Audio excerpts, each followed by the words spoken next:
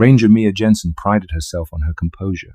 She had grown up in the mountains of the Pacific Northwest, where wildlife roamed in abundance and forest trails stretched for countless miles. After joining the Park Service, she quickly earned a reputation for handling difficult animal encounters with calm professionalism. Bears, cougars, wolves, none shook her nerve. But the rumor of an abnormally large elk with glowing eyes had thrown the entire station into a hush. Whispers passed between her fellow rangers. Some half joked that it was a mutant. Others swore it was a trick of headlights or illusions in the forest gloom. Hikers reported sightings along the more remote trails at dusk, describing an elk so tall its antlers scraped the lower branches. Each time the animal would appear from nowhere, watch them with eerie, luminescent eyes, and then vanish soundlessly into the trees. The strangest detail? Several hikers insisted they smelled sulfur, a foul, acidic stench immediately after the elk's appearance. A few even claimed to find burned hoofprints in the soil. The sightings were sporadic, but consistent enough that Mia decided to investigate. On a late autumn afternoon, the sun sank behind the evergreens as Mia parked her battered 4x4 at the entrance to Dusklight Trail, a lesser-known path near the park's northern boundary. She stepped out into the crisp air, inhaling the scents of pine and damp earth. Over her ranger uniform, she wore a warm jacket, and her sturdy boots crunched on fallen needles. Checking her gear flashlight, radio, tranquilizer rifle, she resolved to find a rational explanation for the so-called shadow elk and quell the rumors. Still, a prickle of excitement tugged at her. She'd heard enough bizarre accounts from hikers to wonder if something else was at play. Some local legends told of forest spirits that took animal shapes. Others hinted at older curses that lingered in the pines. Mia put little stock in such stories, but the whisper of them lingered at the back of her mind. Dusklight Trail wound through dense conifers, the canopy knitting overhead to create a twilight ambience even in daylight. Thin rays of the setting sun slanted in diagonal stripes. Mia moved carefully, scanning for any sign of wildlife. An ordinary elk was large enough. If there truly was one taller than average, with eyes that glowed, it would stand out among the trunks, unless it was cunning enough to hide. For an hour, she found nothing unusual. The forest was quiet, the breeze carrying only the faint hush of distant birds. Then she noticed the smell sulfuric, acrid like rotten eggs or a whiff of a match being struck. Mia wrinkled her nose. The odor drifted past in a sudden gust, then faded, leaving her uncertain if she'd imagined it. She paused, flicking off her flashlight to rely on the waning daylight. Something crackled behind the trees. Heart thumping, she crouched, peering between thick trunks. Movement rustled in the gloom, branches parted, revealing a silhouette. The shape was large, definitely an elk, with towering antlers outlined against the dim orange sky. Mia froze in awe. Even from a distance, she could tell this animal was colossal. Its shoulder height had to be at least 2 feet taller than any elk she'd ever encountered. Lean muscle rippled under a dark coat, so black it blended with the tree shadows. She fumbled for her camera, but her hands trembled. The elk raised its head, huge antlers like a crown of jagged bone. Then, in a flash of red light, its eyes glowed, a subtle luminescence that made Mia gasp. No reflection from her flashlight. The elk's gaze truly glowed from within. Slowly, she raised the camera. The elk snorted, a sound like a distant thunderclap. As Mia pressed the shutter, the beast lurched into motion, bounding deeper into the forest. Her camera captured only a blurred shape. Cursing under her breath, she gave chase. Twilight deepened, turning the forest into a maze of dark pillars. Mia glimpsed the elk's vast silhouette weaving between trunks. It seemed unnaturally nimble for such size, never once snapping a branch or stumbling. Despite her best efforts, she couldn't close the distance. Soon the elk vanished entirely. Panting, Mia came to a stop in a small clearing.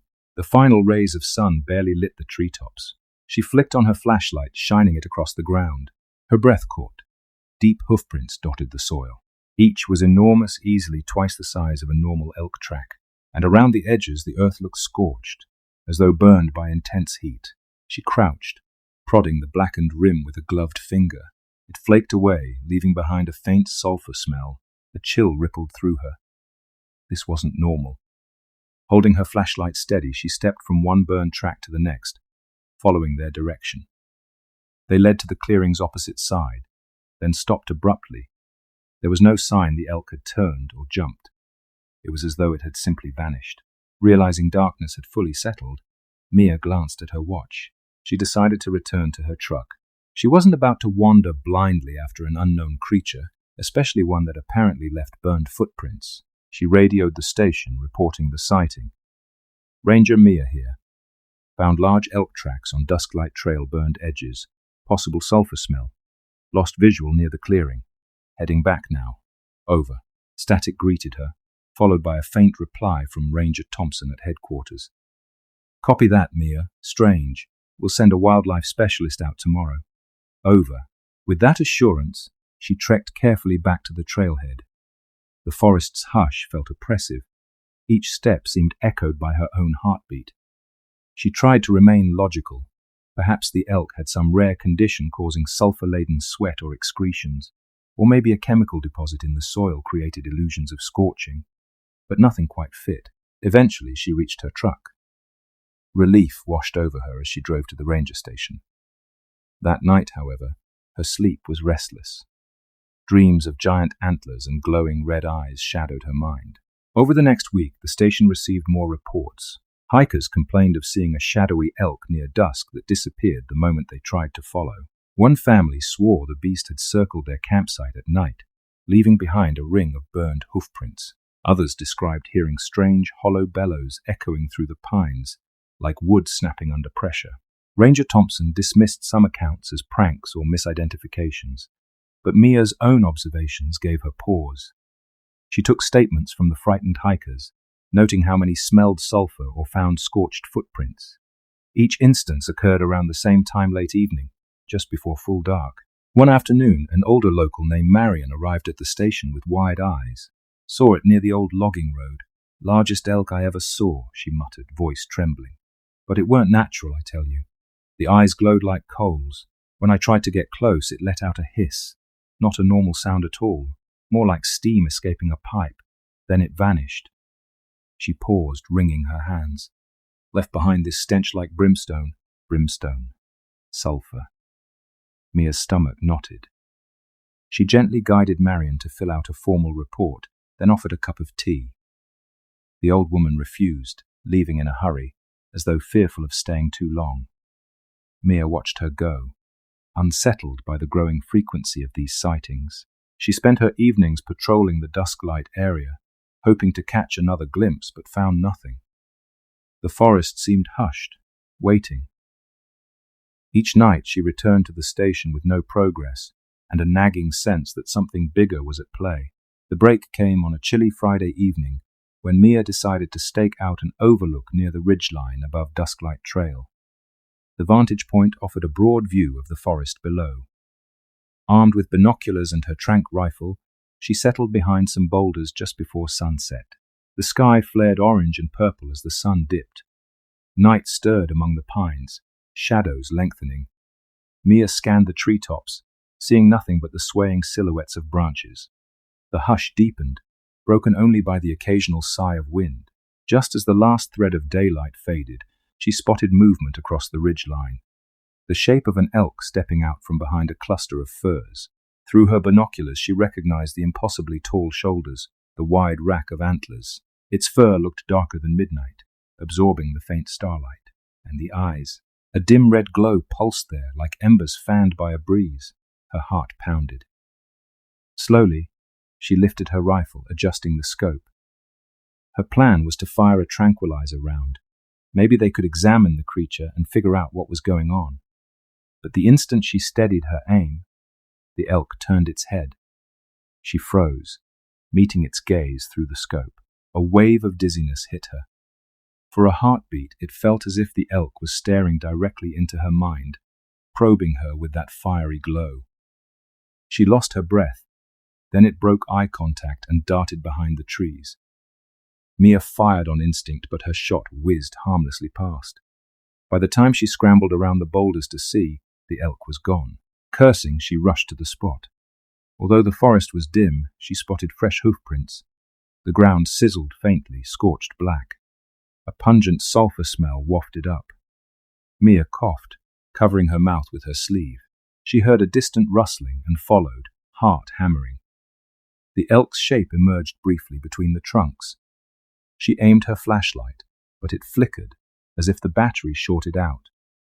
In that strobe of light, she glimpsed steam rising from the elk's flanks, and its eyes flashed brighter. Then it galloped deeper into the gloom. Something about its movements, impossibly fast, yet eerily silent, made the hair on Mia's neck stand up.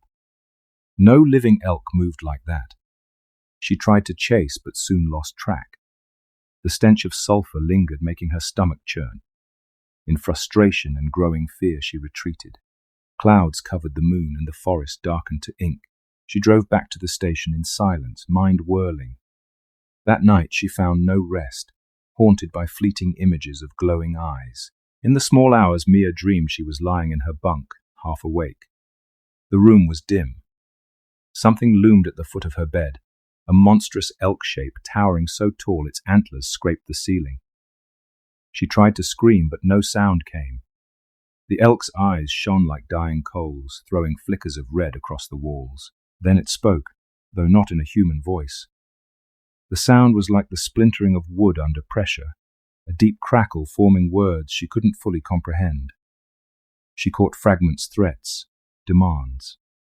The air smelled of burning pine needles. In her dream, she lurched upright, only to realize her feet were pinned by the elk's hooves. Smoke curled from beneath them, searing the sheets. "I am older than the forest," the elk's voice seemed to say, though it was more felt than heard. "You cannot claim me, cannot tame me." She woke, drenched in sweat, heart racing. Her bedroom was empty, only the faint glow of the station's outside light creeping under the door. She smelled a residual hint of sulfur that made her gag. Her boots, which she'd left by the door, looked dusted with something grey. She blinked, leaning closer. "Ash?" Her hand shook. "It's just a nightmare," she told herself. But how did ash get on her boots? She remembered removing them carefully after the patrol. She forced herself to check, and yes, there was a thin coating of ashy residue across the leather, as though they'd been near a fire. Or perhaps near the presence of something that smouldered from the inside. She spent the rest of the night awake, staring at the ceiling, dreading the next dream. Word of her sighting spread among the staff, though she withheld the dream's details. She felt they'd dismiss it as stress. In the following days, more hikers cancelled trips or avoided the northern trails altogether. The park's visitor numbers dipped. Management pressured Mia and her colleagues to reassure the public, but every attempt to follow or trap the strange elk ended in frustration. One drizzly afternoon, a local elder named Thomas Pinefeather arrived at the station, requesting to speak with Mia. He was from a nearby reservation with deep roots in the region. She led him to a quiet corner of the break room, offering a mug of tea. He accepted, but sipped little. "You've seen the elk, yes?" he asked, voice tinged with gravity. Mia nodded. "We're calling it the shadow elk, though I doubt that's its real name." Thomas gave a pained smile. "My grandparents told old stories about a black elk spirit that wandered these woods. They claimed it was neither living nor dead, but something older, something that thrives on the forest's primal energies. Some call it a shape of a demon or an omen of disaster. In our language, there's a concept, the burning walker that left charred footprints. I never believed those tales." He sighed, fingers trembling on the tea mug. "But it seems we can't ignore them now." Mia's pulse quickened. "Is there any tradition about how to handle it, or drive it away?" Thomas shrugged. "If the old stories are right, it isn't easily banished. Some said that if you confront it, it will test your resolve.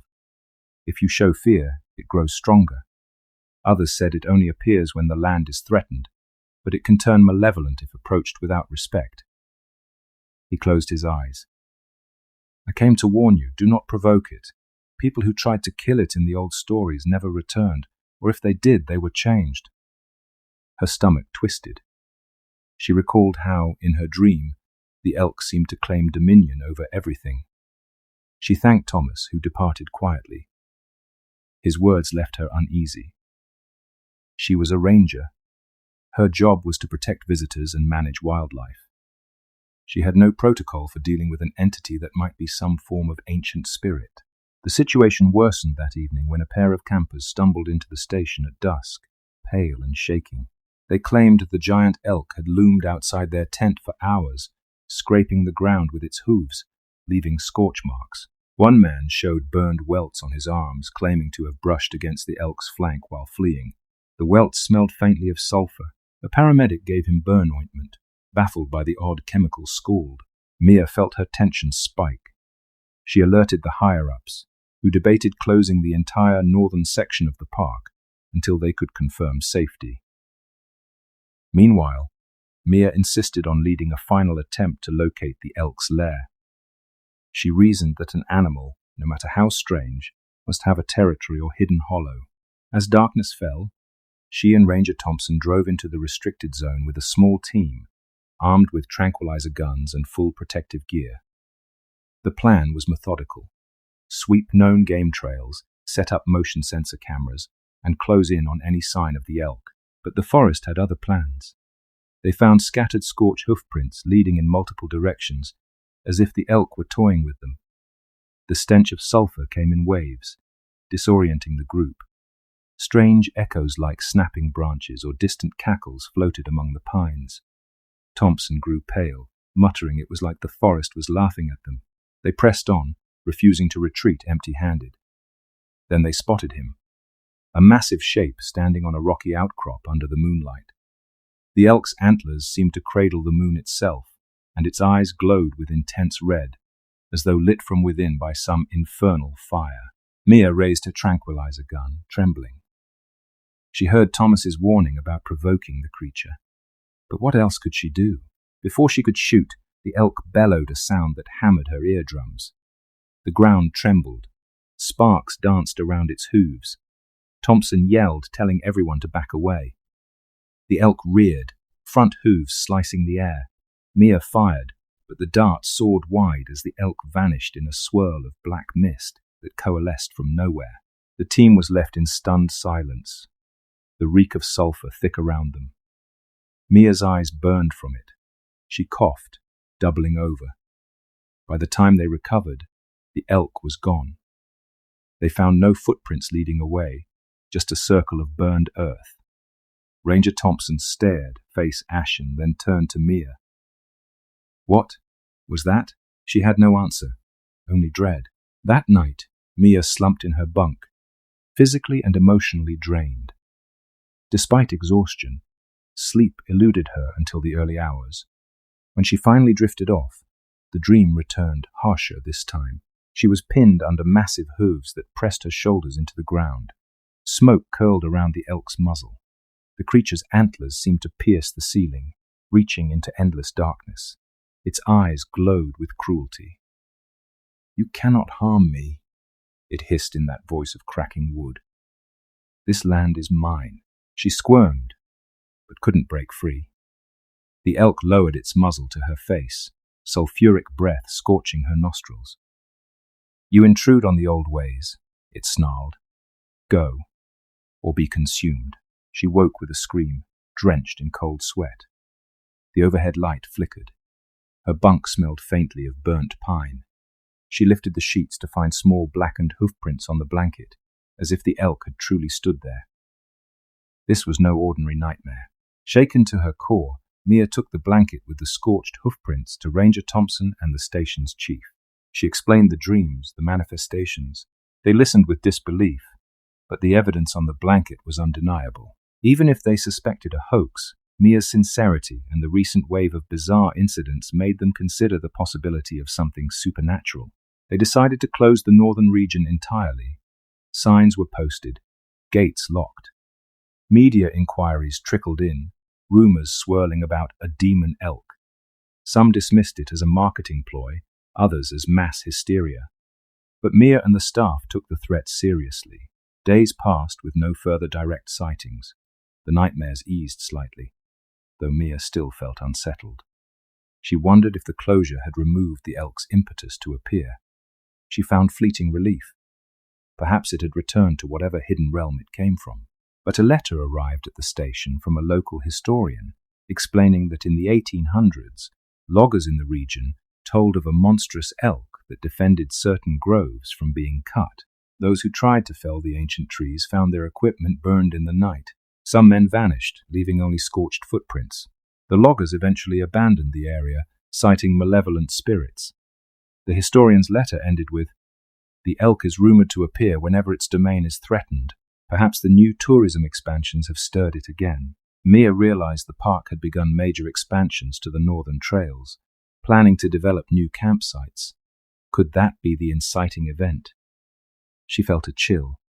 The elk might indeed be some guardian or cursed spirit awakened by renewed human intrusion. Months turned. The park management sought a solution.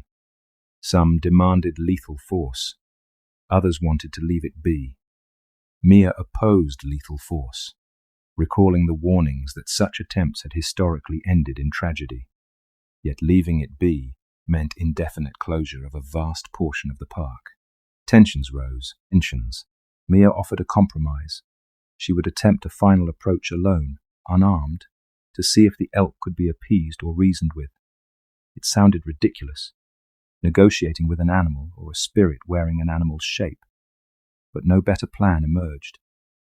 The memory of her nightmares weighed on her, but something in her gut insisted a confrontation was necessary. She prepared carefully for an evening trek. She brought no weapons, wore simple ranger garb, carried only a flashlight and a bag of natural offerings, sage, tobacco, and a carved wooden elk figurine, items borrowed from local tribal customs that she hoped might signal respect. She told no one except Thompson, who strongly objected but couldn't dissuade her. On a moonlit night, she slipped past the barricades into Wolf Pine Grove, an ancient stand of old-growth trees rumored to be the elk's domain. The forest was eerily silent, as if all creatures held their breath. Mia's steps echoed on thick layers of needles. Despite her fear, she forced herself onward, guided by the faint glimmer of moonlight and her sense of the land. She reached the heart of the grove, a clearing ringed by towering pines. The moon cast silver beams onto the mossy floor. She knelt, placing the offerings gently on a flat stone. "I come in peace," she whispered, feeling foolish yet earnest. "We respect your domain. We only wish to share the land safely." A hush followed. Then the pungent odor of sulfur drifted in, stinging her nose. She rose, heart hammering. Shadows lengthened at the clearing's edge. A dark silhouette emerged, antlers scraping overhead branches. The glow in its eyes grew, a smoldering red that made her spine tingle. The shadow elk had arrived. Her legs wanted to flee, but she stood her ground, trembling. The elk stepped closer, each hoof sinking into the moss with a faint sizzle. Mia smelled charred vegetation. She lifted her hands in a non-threatening gesture. We want to protect this forest," she murmured aloud, voice shaky. "If you're a guardian, we can help. People don't need to cut these old trees."